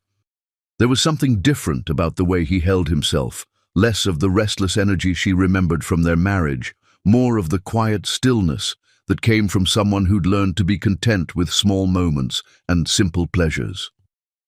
"Would you like to dance, darling?" Theodore's voice pulled her attention back to the man beside her. "The music is lovely, but perhaps we should find somewhere to sit. You've been on your feet quite a bit today, and we must think of the baby." The gentle refusal, wrapped in concern for her pregnancy, felt like silk scarves binding her wrists. Theodore's love came with so many protective limitations, so many careful boundaries designed to keep her safe from anything that might cause discomfort or challenge. "I'd actually love to dance," she said, surprised by her own words. "The baby and I are both perfectly capable of swaying to music." "Darling, I don't think that's wise. The crowd, the uneven ground, the risk of someone bumping into you. Why don't we find a quiet cafe instead, somewhere more suitable for meaningful conversation?" Each protective objection felt like another layer of cotton wool being wrapped around her spirit. Theodore meant well. She knew that with absolute certainty. But his version of love felt increasingly like a beautiful cage, designed to keep her safe at the cost of keeping her truly alive. "Actually, I think I'd like some fresh air," she said, gently extracting her arm from his grip. "Maybe a walk around the perimeter of the festival." "I'll come with you, of course." "Actually, Theodore, would you mind getting us some of that apple cider? I've been craving it all week." It was a polite dismissal, and they both knew it. Theodore's jaw tightened almost imperceptibly, but his cultured upbringing wouldn't allow him to make a scene in public. "Of course, darling. I'll be right back." As soon as Theodore disappeared into the crowd, Guinevere stepped closer to Alana with conspiratorial air that suggested this moment had been orchestrated rather than accidental. "Walk with me, child. These old bones need exercise, and these old eyes need to show you something." They strolled toward the edge of the festival, where the organized chaos of the celebration gave way to quieter beauty of the town's residential streets. Guinevere walked with measured pace of someone who'd learned that important conversations couldn't be rushed. "You know, I've been watching love stories unfold in this town for 8 decades. I've seen every variation: young love and mature love, passionate love and comfortable love, love that burns bright and fast, and love that grows slowly like good wine." "Mrs. Ashford, let me finish, dear one. I've also learned to recognize the difference between love that makes you more yourself and love that asks you to become less yourself. Between love that sees you as you are and love that wants to reshape you into something more manageable." They paused beside a wooden bench beneath an ancient oak tree, its leaves turning gold and crimson in the late afternoon light. From this vantage point, they could see the entire festival spread out below them like a living tapestry. "Your Theodore is a good man," Guinevere continued. "Kind, successful, devoted to your happiness. But sometimes I watch the way he hovers over you, the way he makes decisions about what's best for you without asking what you actually want. And I wonder if he's in love with you or with the idea of protecting something precious." The words hit closer to home than Alana was comfortable acknowledging. "He cares about me, about the baby. He wants us to be safe." "Safety is important, child, but so is growth, so is challenge. So is the messy, complicated, sometimes painful business of being fully human." Guinevere's eyes found Alana's with gentle intensity. "And sometimes the safest love isn't the truest love." Before Alana could respond, Guinevere nodded toward the festival below. "Look there, by the craft booths. Do you see him?" David was helping Imogen Sterling navigate between tables with packages of handmade quilts, his attention completely focused on ensuring the elderly woman didn't stumble on the uneven ground. There was something infinitely gentle about the way he matched his pace to hers, the way he listened to her directions with patient respect. 3 years ago, that man was so consumed with his own importance that he couldn't see past his ambitions to the love that was right in front of him, Guinevere observed. Now look at him, putting someone else's needs before his own without expectation of reward or recognition. That's what real change looks like, dear one. Alana watched David help Imogen settle her purchases, then stay to chat, despite the fact that the festival held dozens of more exciting distractions. The man she'd married would have made polite conversation for precisely the right amount of time before moving on to more important people. "People don't really change," she said, echoing Theodore's words. They just reveal who they always were underneath. Sometimes that's true, Guinevere agreed, but sometimes people get broken so completely that they have no choice but to rebuild themselves from scratch. And sometimes, if they're very lucky and very determined, they rebuild something better than what was broken. Mrs. Ashford, what are you really trying to tell me? The elderly woman smiled, her face creasing into lines carved by decades of laughter and wisdom and gentle acceptance of life's beautiful complexities. I'm trying to tell you that your heart knows things your mind hasn't figured out yet, and that sometimes the greatest risk isn't in loving someone who might hurt you, but in choosing safety over truth, comfort over growth, the predictable over the transformative. She stood, brushing autumn leaves from her purple dress with elegant efficiency. But mostly, I'm trying to tell you that whatever you choose, it should be your choice. Not Theodore's, not David's, not even this old woman's, yours. Based on what your soul needs to flourish, not just what your mind thinks will keep you protected. As Guinevere walked back toward the festival, leaving Alana alone with her thoughts and the view of two very different men who'd both claimed to love her, the truth settled over her like twilight, gentle but inescapable. She was standing at a crossroads that would define not just her future, but the woman she would become. The safe path led toward Theodore and a life of careful protection and predictable happiness. The other path led toward uncertainty, toward the possibility of a love that had been broken and rebuilt, toward a man who'd learned too late what she was worth, but might finally be worthy of what she had to give. Both men were waiting for her in the golden light of the festival below, and for the first time since David's return, Alana allowed herself to consider the terrifying possibility that the choice between them wasn't as clear as she'd tried to make it seem. Chapter 8. The Confession of Souls. The heart recognizes truth long before the mind accepts it, and sometimes the most dangerous revelations come not from what we discover about others, but from what we finally admit about ourselves. Alana found Theodore in her grandmother's kitchen the next morning, sitting at the weathered oak table with her personal journal open before him, like evidence in a trial she hadn't known she was facing. The sight stopped her cold, coffee mug freezing halfway to her lips. Theodore?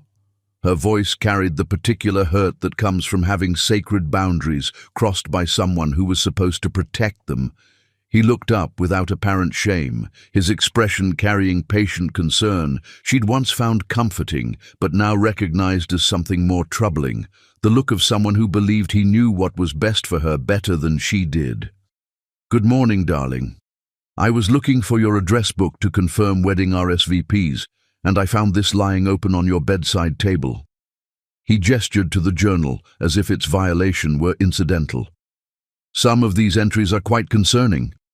Alana set down her coffee with trembling hands, her mind racing through what intimate thoughts he might have consumed without permission.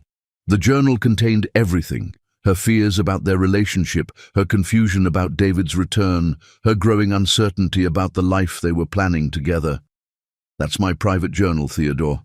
You had no right." "Darling, we're getting married in 3 weeks. Surely we're past keeping secrets from each other." His tone carried gentle reproach of someone correcting a child's misunderstanding. "Besides, I'm glad I read it. You've been struggling with troubling thoughts, and it's time we addressed them directly." He turned to a marked page, clearing his throat with legal authority. "I keep thinking about the man David used to be before success changed him. Sometimes I wonder if that man still exists, somewhere beneath all the mistakes and regrets." Heat flooded Alana's cheeks as her own words were used against her, thoughts meant for her eyes alone, twisted into evidence of betrayal. "Theodore, those are just processing thoughts. Working through complicated feelings doesn't mean there's more." He flipped to another marked page.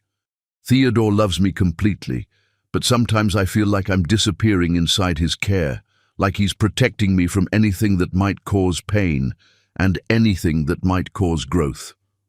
The accuracy of her own observations, spoken back in Theodore's controlled voice, made her feel exposed and ashamed for having feelings that didn't fit neatly into the life he'd planned. "I'm trying to understand what's happening here.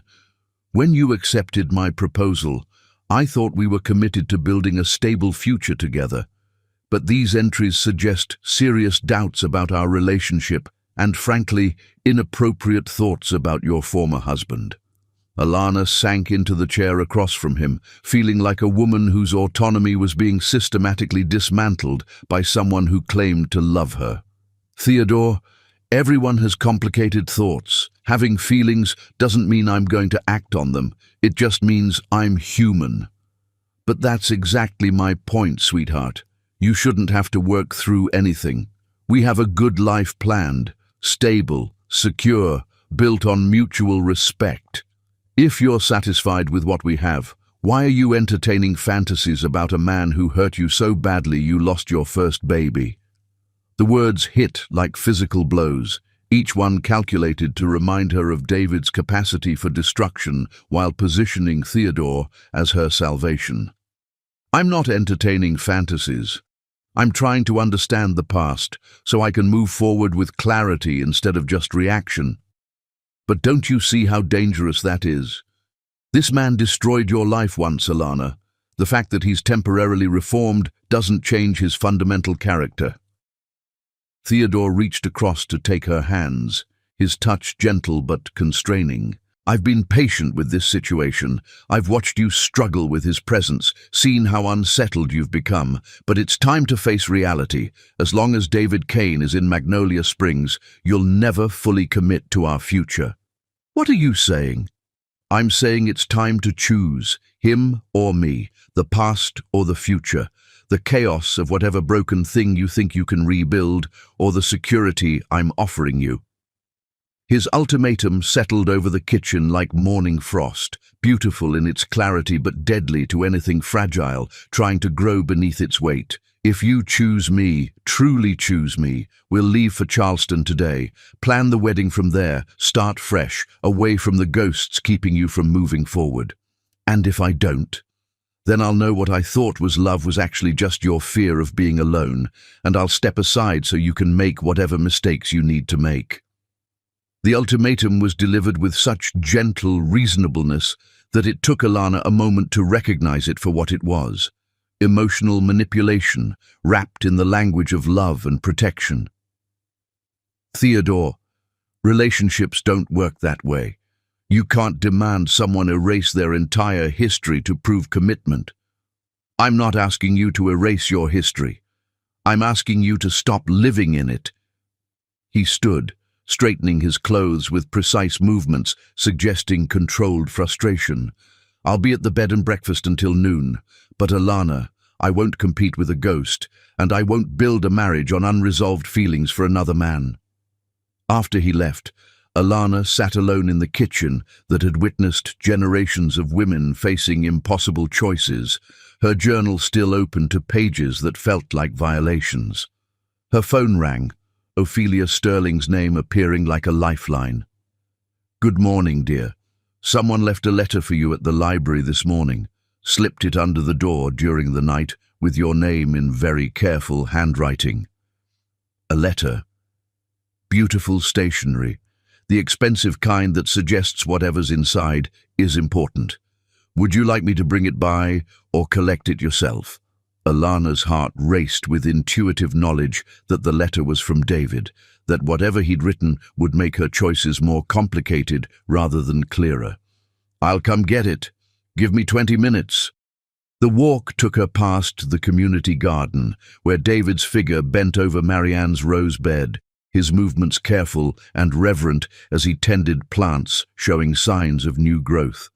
The sight of him working in morning light, absorbed in nurturing something beautiful, made her chest tighten with unnamed emotions. The letter Ophelia handed her was indeed beautiful, cream-colored paper with her name in David's careful script. Her hands trembled as she opened it, revealing pages that seemed to carry 3 years' worth of unspoken truths. "My dearest Alana, I'm writing this at dawn. watching the sunrise from the cottage porch and thinking about all the sunrises we missed during our marriage because I was too busy chasing things that didn't matter to notice the beauty that was right beside me every morning. By the time you read this, I'll be gone from Magnolia Springs. Not because anyone asked me to leave, but because I finally understand what love actually means, and it means wanting someone's happiness more than your own presence in their life. I've watched you these past weeks, seen the way you light up when you talk to neighbors who've known you since childhood, witnessed the peace settles over you when you're working in your grandmother's garden. You belong here, Alana. You've found your place in the world, surrounded by people who love you for exactly who you are. I've also watched Theodore with you, seen the way he cares for you, protects you, wants to build a life that will keep you safe from all the chaos and heartbreak I brought into your world 3 years ago. He can give you everything I took away: security, stability, the promise that he'll never be reckless with your heart the way I was. I know you're confused about my presence here, about whether the man who wrote those letters to our unborn baby still exists somewhere inside the one who betrayed everything we built together. The truth is, I don't know either. I only know that losing you taught me what love actually looks like, and it looks like this, like walking away when staying would only complicate the peace you fought so hard to find. You deserve a love that doesn't ask you to risk everything you've rebuilt. You deserve a man who sees your strength without testing it, who appreciates your capacity for forgiveness without abusing it, who understands that trust, once broken, becomes a precious and fragile thing that must be earned back through actions, not words. I'm not that man, Alana. I might have been once, might be again someday if I continue doing the work of becoming someone worthy of the love you're capable of giving. But I'm not that man today, and you shouldn't have to wait for me to become him. Theodore loves you in ways I never learned how to love you when I had the chance. Choose him, my darling. Choose the life he's offering, the security he represents, the future he's planned with such careful attention to your happiness. I will love you in silence for the rest of my days, carrying the memory of what we almost were, and the knowledge that letting you go is the most loving thing I've ever done. I realize now what I told Serafina in my final moment of clarity when she was walking away with everything I thought mattered. I lost a queen for a woman who was never even real. You were my queen, Alana, and I was too blind to see your crown until it was too late. All my love, always, David. The roses in Marianne's garden are blooming now, small blossoms, but perfect in their simplicity. I like to think she would have been pleased to know they survived the winter and found their way back to beauty. Some things, it turns out, are more resilient than they appear. The letter slipped from Alana's hands as tears she hadn't expected blurred her vision. Outside the library windows, Magnolia Springs continued its gentle daily rhythm, unaware that the words on cream-colored stationery had just rewritten everything she thought she understood about love, sacrifice, and the difference between holding on and letting go. Chapter 9. The Choice Between Safe and Soul. In the end, the most important choice isn't between two people who love you, but between two versions of yourself, the one who chooses safety and the one who chooses truth, even when truth promises no guarantees except the terrifying freedom to become who you're meant to be. Alana sat in her grandmother's rose garden with David's letter pressed against her chest, feeling as if the ground beneath her had shifted to reveal foundations she'd never known existed. The morning sun painted everything in shades of gold and possibility, but inside her heart, a storm was building that threatened to uproot every careful plan she'd made for her future. Theodore's ultimatum echoed in her mind like a bell that couldn't be unrung. Choose him or me, the past or the future. But David's letter had reframed the choice entirely, revealing it not as a competition between two men, but as a decision about what kind of woman she wanted to become. The roses her grandmother had planted decades ago bloomed around her in wild profusion, not the carefully pruned specimens Theodore would have preferred, but something untamed and magnificent, beauty that came from growing according to its own nature rather than someone else's design. "Child, you look like you're carrying the weight of the world." Alana looked up to find Cordelia Whitmore standing at the garden gate, her silver hair catching morning light like a halo around a face that had witnessed 83 years of human joys and sorrows. "Miss Cordelia, I was just thinking about that letter you're clutching like a life preserver, I'd imagine." The elderly woman's eyes held gentle perception that came from decades of watching people struggle with life-defining choices. "Mind if an old woman sits with you? These bones don't like to stand as long as they used to." Alana gestured to the wooden bench her grandmother had placed among the roses, and Cordelia settled beside her with careful grace. "I saw David loading his truck this morning. Looked like a man who'd made a hard decision and was determined to see it through, regardless of cost. He's leaving town. Says it's better for everyone if he goes." "And what do you say?" The question hung in the morning air like incense, demanding honesty that Alana wasn't sure she was ready to give. What did she say? That part of her was relieved he was removing himself from an impossible situation. That another part felt like something essential was being torn away just when she'd begun to understand its value. "I don't know what I say. I don't even know what I feel anymore." Cordelia nodded with understanding of someone who'd faced her own impossible choices. "Tell me about Theodore's visit this morning. The whole town heard him leave, and that car doesn't exactly whisper when it's angry." Despite everything, Alana found herself almost smiling. In Magnolia Springs, even private drama became community concern, not from nosiness, but from genuine care. "He read my journal, without permission, then gave me an ultimatum: choose him and leave town today, or lose him forever." Ah, Cordelia's single syllable carried volumes of judgment and understanding. And what did that feel like, having your private thoughts used as evidence against you? Like being on trial for having feelings. Like being told that emotional complexity was somehow a betrayal of love instead of just being human. That's because it was, child. What Theodore did wasn't love. It was control dressed up in pretty words and justified by concern. Real love doesn't punish you for having a complicated heart. Alana thought about Theodore's reaction to her journal entries, the way he'd used her own words to prove she was somehow failing as a partner. But he's right about some things. David did hurt me terribly. And Theodore does offer security, stability, everything I thought I wanted after my world fell apart. Security is important, but so is growth. So is the freedom to become who you're meant to be, even if that person is more complicated than someone else wants you to be. She plucked a rose from the nearest bush, a deep red bloom that had opened fully, revealing layers of petals that grew more complex the deeper you looked. "Your grandmother and I used to talk about love, back when we were young women trying to figure out the mysteries of the heart.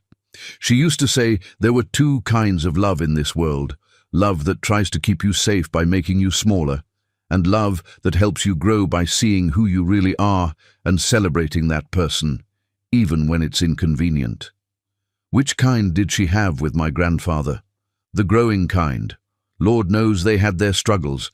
Two strong-willed people don't always make for easy partnership, but they brought out the best in each other, challenged each other to become more than they would have been alone. Cordelia's weathered hands turned the rose stem gently, examining its thorns with acceptance of someone who understood that beauty and pain often grew from the same source. "Theodore loves you, child, I can see that. But his love asks you to become smaller, safer, more manageable.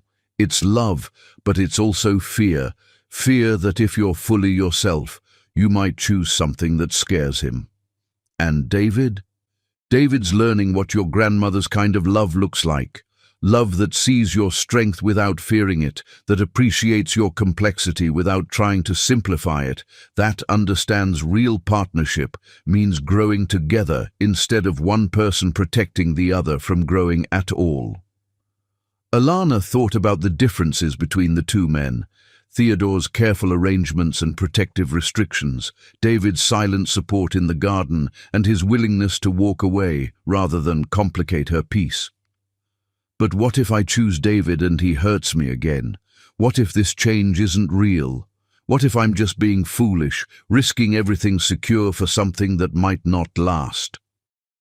What if you choose Theodore and spend the rest of your life wondering who you might have become if you'd been brave enough to risk growing instead of safe enough to stop? The counter-question hit like revelation, showing Alana the real choice she was facing, not between two men, but between two versions of her future self. One who chose security over authenticity, and one who chose the terrifying beauty of becoming fully human, even if it meant risking everything she'd built from heartbreak's ashes. How do I know which choice is right? You listen to the voice that gets quieter when other people talk, but stronger when you're alone with truth, the voice that knows things your mind hasn't figured out yet. Cordelia stood, brushing rose petals from her dress with movements that spoke of decades of tending beautiful, complicated things. Your grandmother left you this house for a reason, child. She knew you'd need a place to remember who you were before the world tried to convince you to be someone else. Sit here among her roses for a while. Let them remind you that the most beautiful things grow wild, according to their own nature, not according to someone else's plan for their safety. After Cordelia left, Alana remained in the garden as morning stretched toward afternoon, holding David's letter and feeling the weight of choice settle over her like gravity, inescapable, fundamental, life-defining. Theodore would be waiting at the bed and breakfast until noon, his ultimatum ticking like a countdown to the moment when her indecision would become decision by default. David would be gone by evening, removing himself from her life with the same devastating thoroughness with which he'd once destroyed it. She thought about the woman she'd been when she'd first fallen in love with David, passionate, creative, unafraid of emotional complexity or the beautiful messiness of deep connection. Then she thought about the woman she'd become in response to Theodore's love, careful, protected, increasingly smaller in her dreams and desires. Which woman was she really? Which woman did she want to become? The roses bloomed around her in answer, wild, uncontrolled, magnificent in their refusal to be anything other than what they were meant to be. They'd survived winters and storms and neglect, but they'd never survived by becoming less than their essential nature. As the sun reached its zenith, casting short shadows that offered no place to hide from truth, Alana finally understood what her heart had been trying to tell her. The choice wasn't between David and Theodore. The choice was between fear and love, between safety and authenticity, between the woman who'd learned to make herself smaller to fit inside someone else's protection and the woman who'd learned to trust her own strength, even when it led into uncertain territory. She stood, brushing soil from her grandmother's garden from her clothes, and walked toward the house to make the phone call that would determine not just her future, but her fundamental relationship with her own soul. Behind her, the roses continued their ancient dance with sunlight and breeze, growing wild and beautiful and completely, unapologetically themselves. Chapter 10. When Love Returns Home.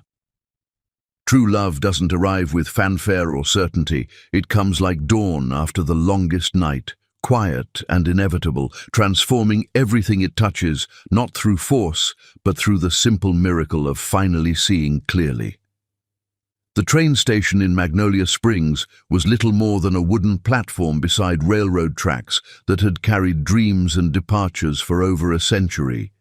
David stood with his single duffel bag, watching afternoon light slant through ancient oak trees while waiting for the 3:47 to Atlanta, the first step in a journey that would take him far from the woman he'd learned to love by learning to let her go.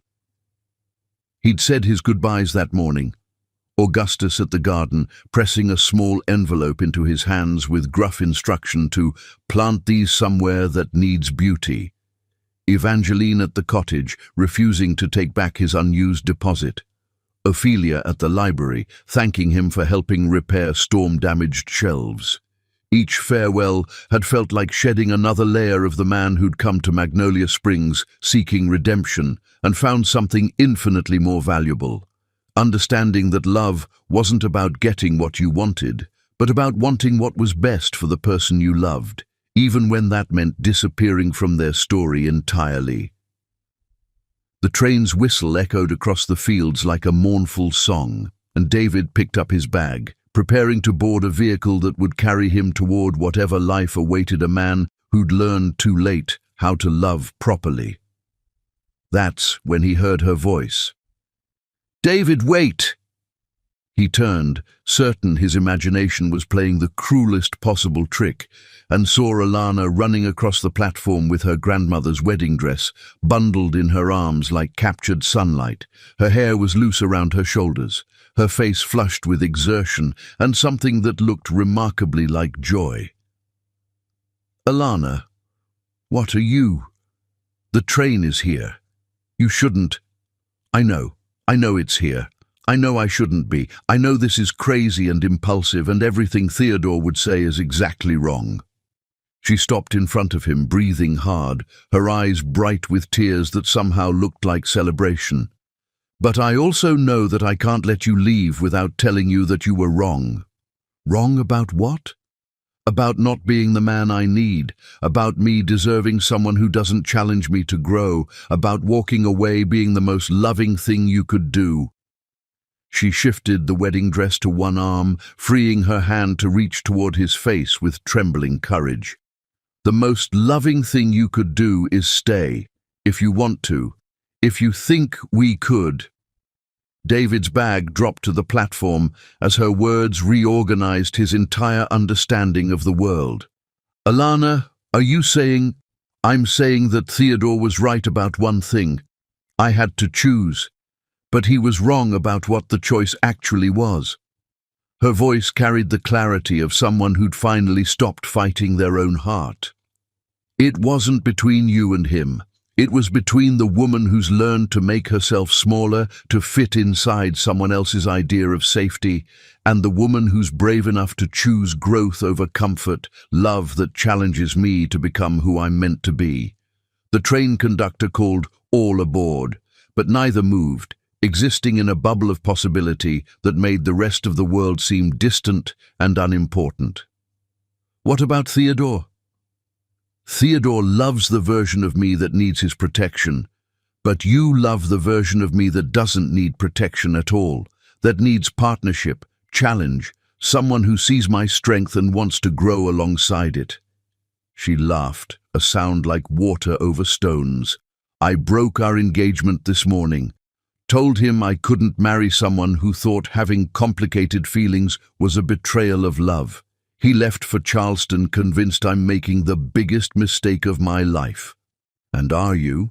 "Maybe, probably, but if I am, it'll be my mistake to make, and I'd rather make it as the woman I actually am than succeed as someone I've pretended to be." David stared at this magnificent creature who'd learned to choose courage over safety, truth over comfort, the terrifying beauty of authentic love over the predictable peace of managed affection. "Alana, I need you to understand something. I'm not the same man who wrote you love letters and planted roses on our balcony, but I'm also not the same man who betrayed everything we built together. I'm someone else entirely, someone who's been broken down to essential parts and rebuilt with better understanding of what matters. I know. I've been watching you these past weeks, seeing the way you tend Marianne's roses like prayers, the way you help people without expecting gratitude, the way you were willing to walk away from everything you wanted because you thought it was better for me." She stepped closer, close enough that he could smell her grandmother's perfume in her hair. "That's not the behavior of someone who hasn't changed. That's the behavior of someone who's learned what love actually looks like." The train whistle blew again, more insistent, but David found he couldn't make his feet move toward it. Not when Alana was looking at him like he was something precious instead of something dangerous. What about the baby? Theodore's baby. Alana's hand moved to her stomach, protective and possessive. This baby was conceived in love, even if it wasn't the right love. If you're asking whether I can love this child, knowing it connects me to someone else, the answer is yes, completely. If you're asking whether you could love a child that isn't biologically yours, then you don't know me as well as you think you do. David's voice was rough with emotion as he reached toward her face, fingertips tracing her cheek like a man touching something holy.